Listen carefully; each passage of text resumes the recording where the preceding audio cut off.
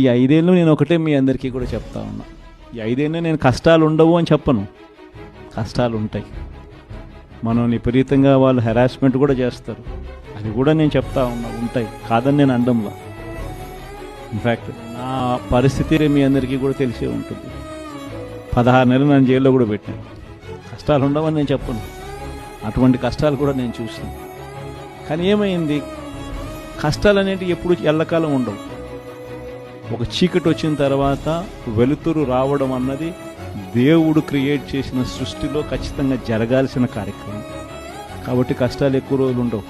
ఒక రాత్రి వచ్చిన తర్వాత ఒక పగులు రాక తప్పదు. ఎన్ని కష్టాలు వచ్చినా మళ్ళీ 5 ఏళ్ళకి 2029లో మళ్ళీ మనమే వస్తాం. మన ప్రభుత్వంలో మళ్ళీ మీరే మళ్ళీ ప్రజలకు సేవ చేసే గొప్ప పరిస్థితులు మళ్ళీ మీరు, నేను అందరం కూడా